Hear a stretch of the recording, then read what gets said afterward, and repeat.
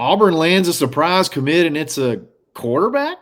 In a world full of podcasts, he's the undisputed heavyweight champion of hot takes, an Auburn sports homer, master of the boog, and message board legend. Get your buttons buttoned and your hats flattened because the Top Button Podcast is about to kick off.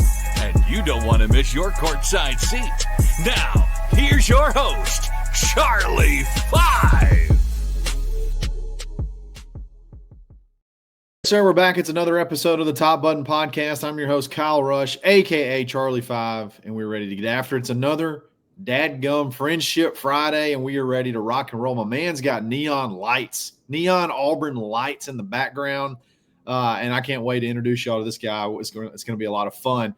Auburn lands a commit, and it's a quarterback, and it's one that we'd never heard of, really, up until recently. Pleasantly surprised. We'll talk about that. And then we got some fun questions. We're going to dive into Hugh Freeze's offense. Should he have hired an offensive coordinator? Should he have just stuck to recruiting? Or is it the only way that he can handle this thing or manage this thing is he be the guy as far as play calling responsibilities go? We're going to jump into all that in just a second. But before we do that, we got to give a shout out to Rhoback.com. Use coupon code BARN20 to take 20% off your order. I got my black Rhoback hoodie on right now. I know it's 127 degrees with the heat index outside, but dadgummit, I'm going to stretch this thing out as long as we can. They just feel so good and they're so comfortable. They got polos, swimsuits, and everything else too, so check them out. It's Rhoback.com. My man Chisnall34, Jacob, has joined us. And Jacob, man, welcome to the show. You have very big shoes to fill because every single one of these has been a banger, and it gets great feedback after great feedback. So fired up to have you and ready to talk some Auburn football. Yeah, super pumped. Big fan of the show. I'm from Chattanooga, the area, Chattanooga, Tennessee. My whole family is a bunch of Auburn fans. I'm a legacy. My grandfather was on the 1957 national championship team. Wow. All right, so you got a heavy Auburn pedigree. Well, we're going to dive right in. Today, or I'm sorry, not today. We're recording this today. It happened, but when you're listening to this, it actually happened yesterday.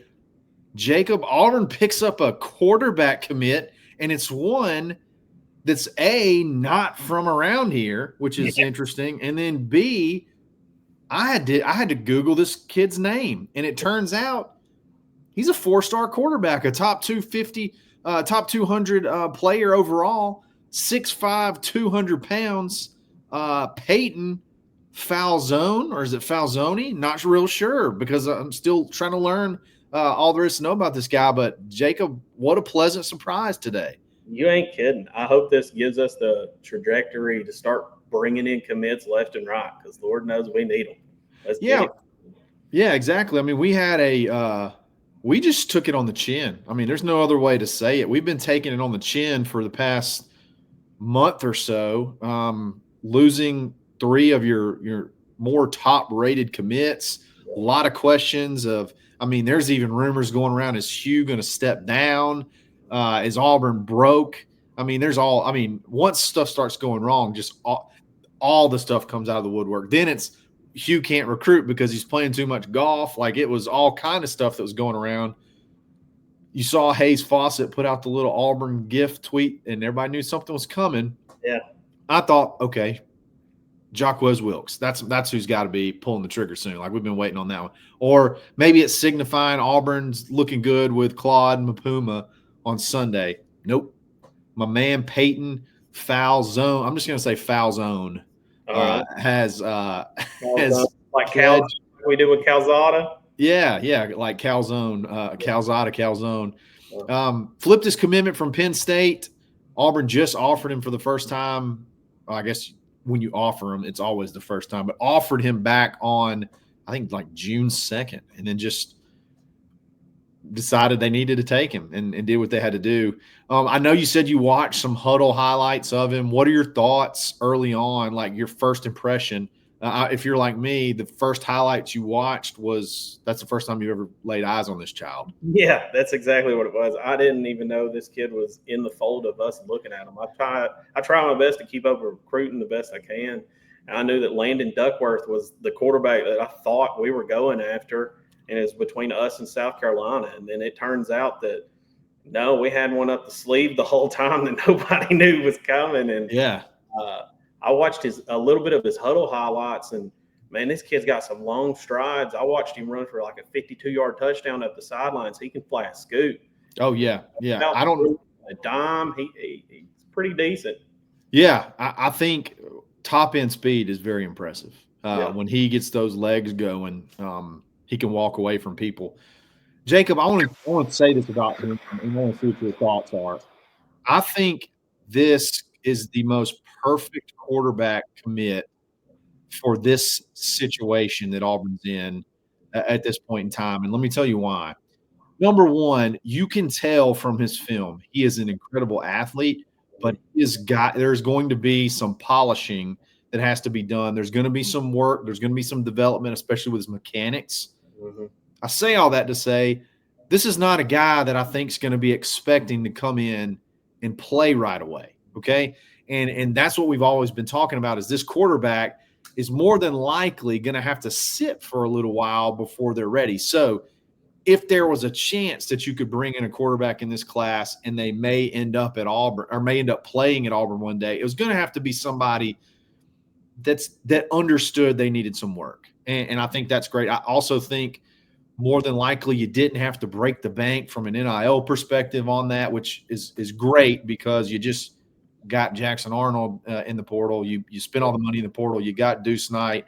So that probably helps. And then, again, I mentioned earlier, I think the physical tools, though, he's got some athletic ability that I think, if developed over time, could be a pretty good player. I don't know. Am I just bugging, or am I making? No, I completely agree with you. I mean, from the little bit of highlights that I did get to see, I mean, granted, I wasn't tracking this kid from the beginning, but from the highlights that I did get to see, he's got a great deep ball. It's just his throwing motion is very awkward looking. Yeah. Like Patrick Mahomes on the scramble sidearm type looking thing, but it does work. He gets the job done. It needs some cleaning up for sure. And I think that in this scenario, in this field that we have with Deuce Knight and stuff, it works out best for Auburn if we have a quarterback come in that's willing to sit. That way it's not we're not constantly having to spend to keep him in, and spending all that money to have him just sit on the bench. Like, more than likely, if we would have landed Landon Duckworth, then he would have more than likely been demanding a massive amount of money and thought that he was going to start off the rip. And that wouldn't have been you would have either lost Deuce or you would have kept Landon. And in this situation, it seems more like it's going to work out to where you get to keep Deuce, you get to develop Deuce in your system, let him take the reins as he should, and develop this kid right behind him. So it should just be one after the other. He should know the game coming in. He understands. He should know where he stands coming in, I think, and I agree with you. I think that's a huge bonus. So that definitely is going to give Auburn a shot in the arm. It's always good to have a quarterback in your class. It's good to have a 4-star quarterback in your class. It's good to be able to flip someone from a playoff team last year, a commit from a playoff team last year. So a lot of great things from this. I can't wait to learn more about this kid as the time goes on, because, again, we just learned about him quite literally yesterday when he committed for the very first time. So good stuff. I don't think Auburn's done on the recruiting trail.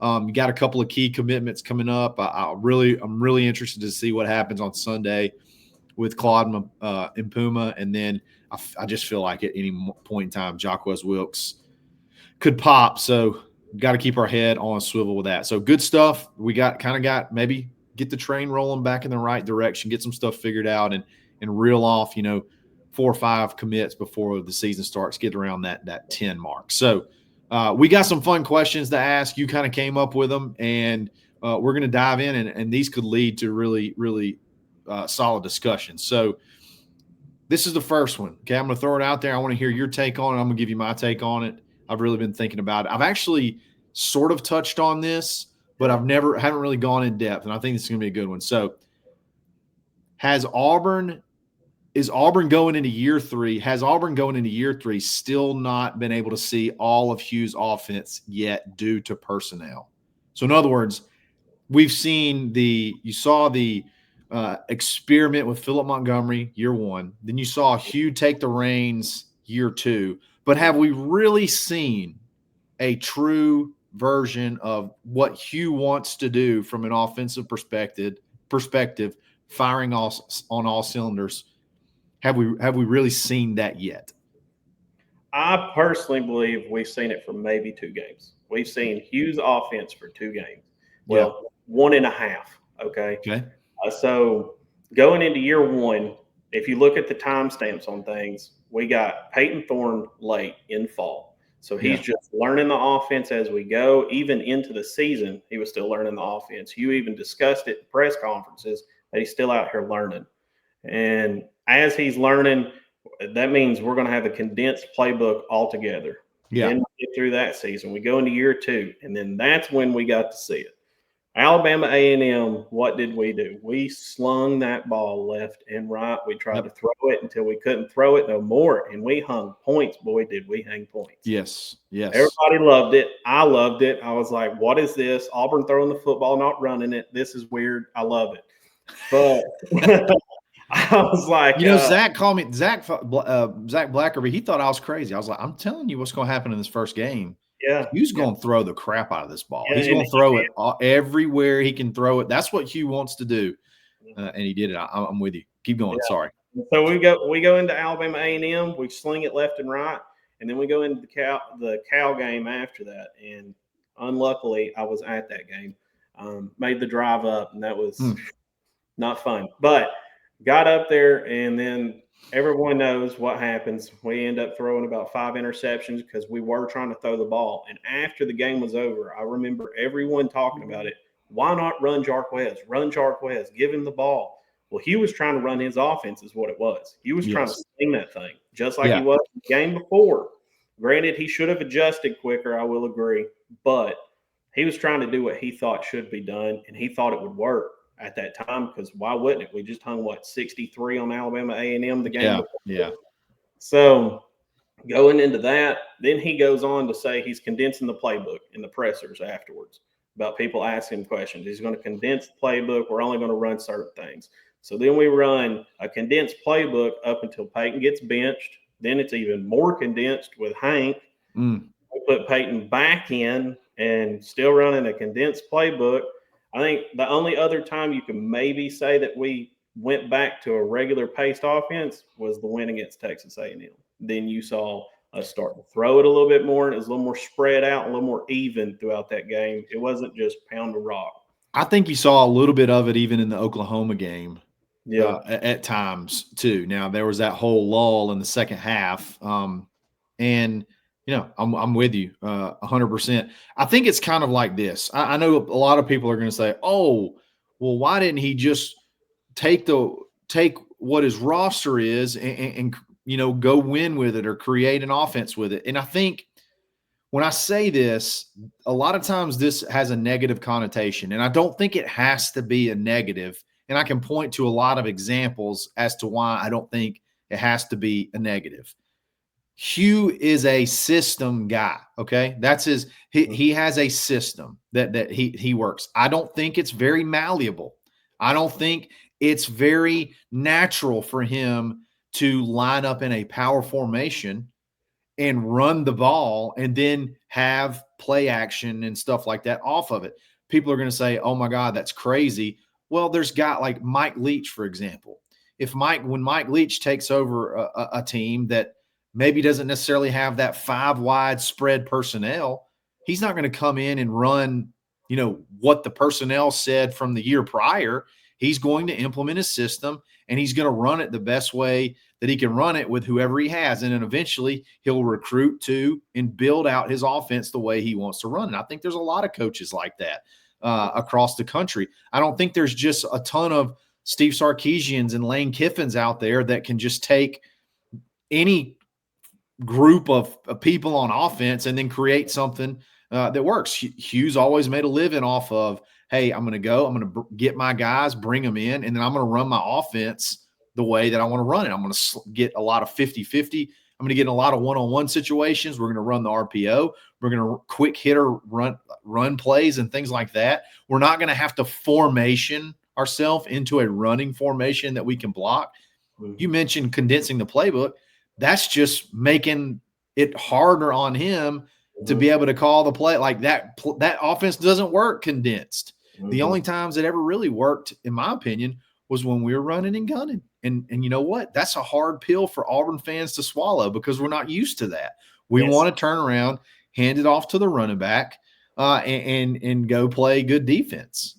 I just think that's not what you're going to get out of Hugh Freeze and his offense. So with all that being said, so a lot of people are saying, well, at what point then are we going to have this offense, have this personnel in, and we can stop, making excuses or whatever?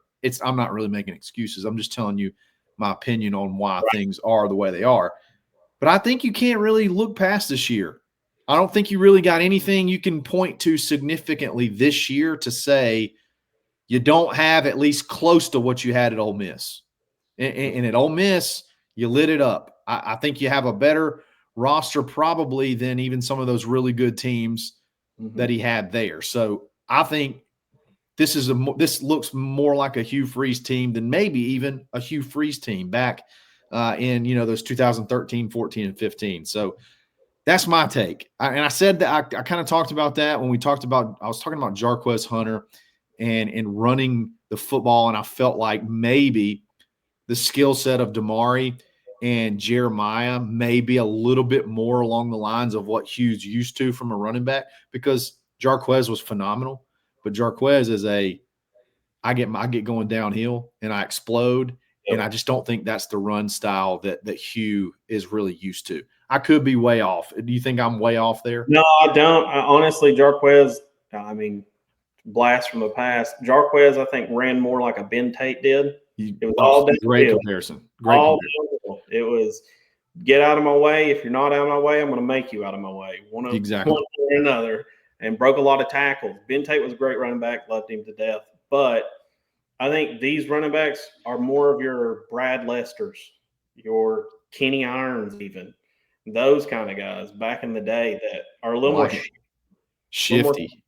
And more versatile. And if y'all remember correctly, the little limited amount of time that we got to see Jeremiah Cobb play, we had him catching out of the backfield a couple of times. We've used him in the red zone, rolling out and into the flat, tossing him a 5-yard ball out into the flat.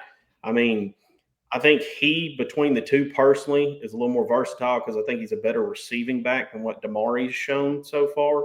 But Damari seems like he may be the better at vision running back as far as whole picking where he needs to go, making a good decision, and then getting from point A to point B like he needs to. Oh, for sure. Damari averaged over 5 yards a carry last year. Like people don't even realize that. Like that's he does have some fumble issues. Now, I'm gonna give him a little bit of grace because one of his fumbles last year was in the driving rain against New Mexico. and it was just a kind of a freak fumble. But then you had the inexplicable one against Arkansas, where I can't remember if he was reaching for the end zone or I don't even think he was reaching. I think he was stretching. Was he? Okay. Maybe so. And if he scores right there, who knows? That game may be way different. But I think bottom line is, to answer your question, no. I don't think we've been able to – we've only seen glimpses, and I really only think we saw it last year,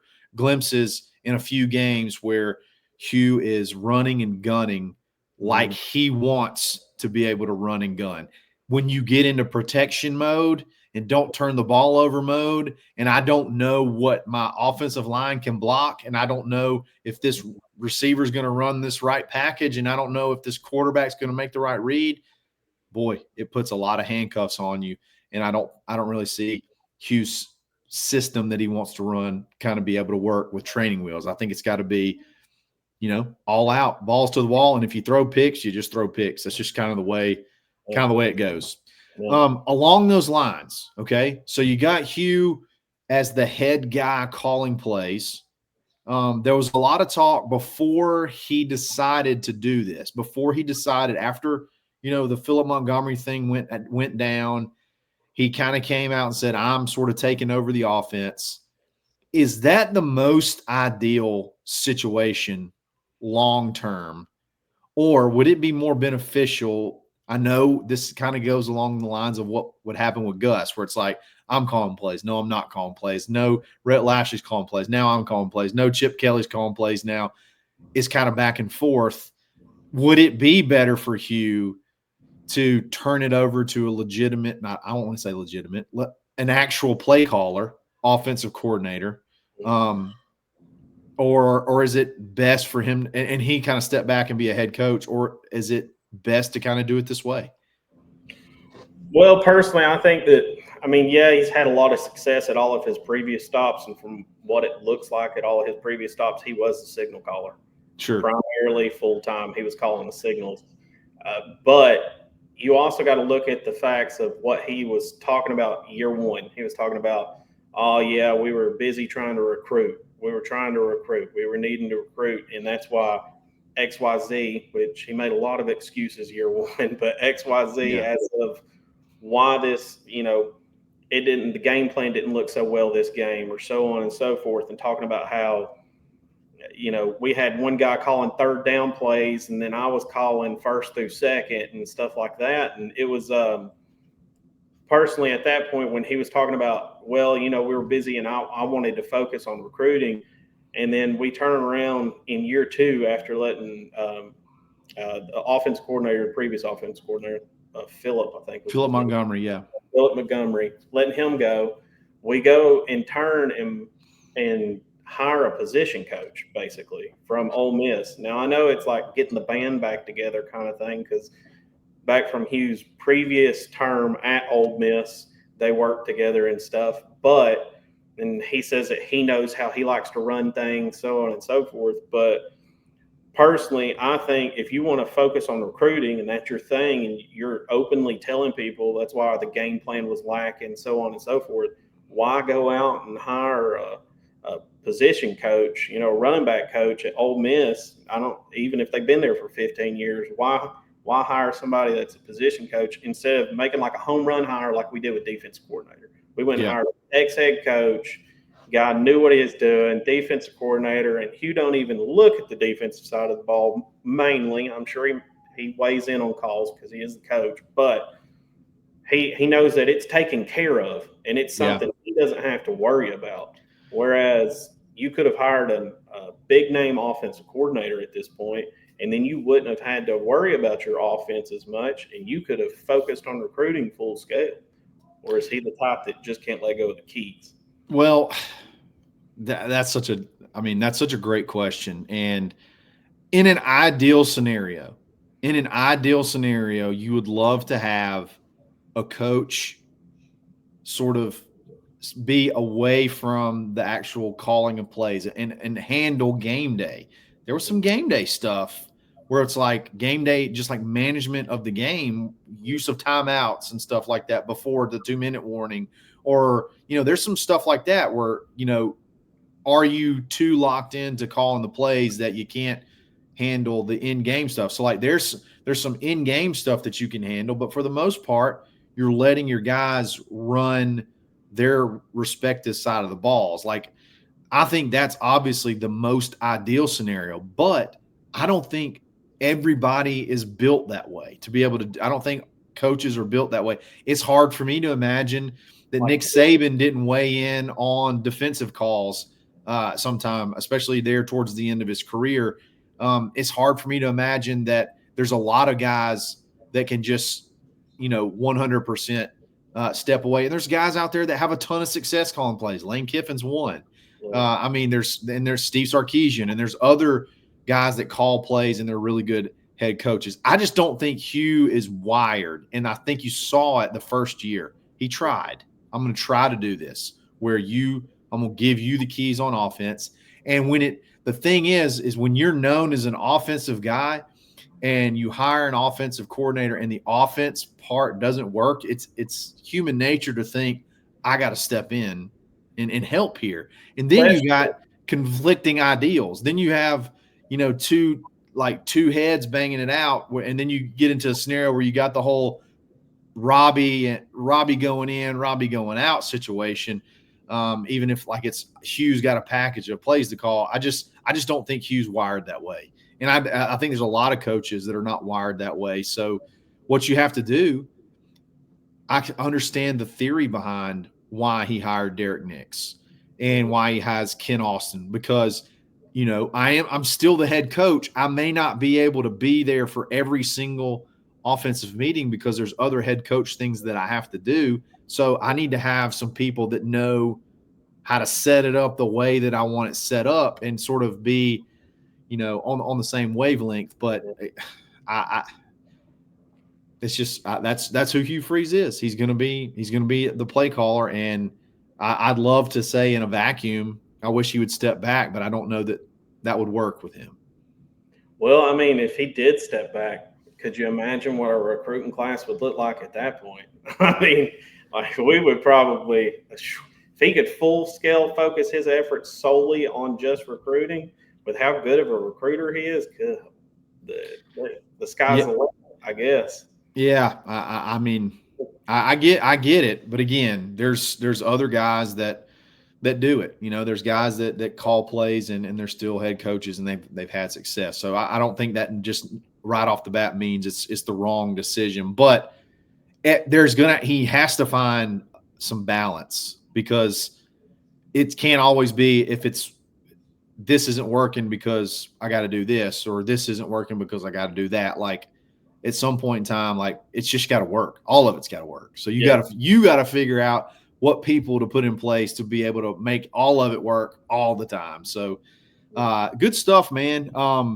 Jacob, I think we killed it again. I mean, another great, right at 30 minutes, another great Friendship Friday. Anything else you want to talk about? Anything else Auburn related you want to talk about? How do you feel about recruiting? Right now, I'm not too happy about it, but at the same time, I get it. The concept of you got to prove it. And I do fully support that. Like, I understand blank checks roll in first couple of years because you got to get us out of the Brian Harsin dumpster that we were in. I get it. But now that we're out of the dumpster and no one can debate it and deny it, I mean, look across media everywhere. They're all agreeing we're out of the dumpster. Yeah. Now it's just a matter of you putting up. So you've got to make it happen. You make it happen, and then I bet that blank check starts rolling back in. It's just there you go. You can only expect it for so long until somebody has to be like, all right, now where's my results? Exactly. I wrote my check. Now where's my results? And I think we're at that point this year. This year is here we go. So do you think we see the results this year? Personally, I think it all hinges, of course, on Jackson Arnold. I am a little leery on a little bit of him. I do think that he sometimes struggles with, like Peyton did, getting in his head. I think he might have all of the ability, because I even think Peyton had decent ability. He didn't have great deep ball, but he did have all the ability. I do think that they have the ability. I'm just worried that if he gets inside his head at some point throughout the season, then it could end up slipping and going downhill. But the difference is we actually have backups. And we didn't have that last year at all. Somebody that we feel like we could take the reins and could still potentially win us a football game. We saw what it turned out to be last year. We didn't have no backups to do anything with. No. When we did go to him, it was a complete disaster. It's hard for me.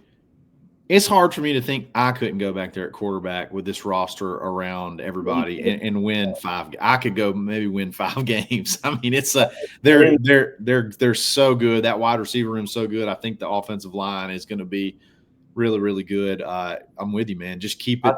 That's the key. That's the key right there is the offensive line. I've only said this forever that, you know, if the offensive line's good and they're protecting, and it's like watching those games where you can't get no pressure on the quarterback. And they have all day back there to sit there.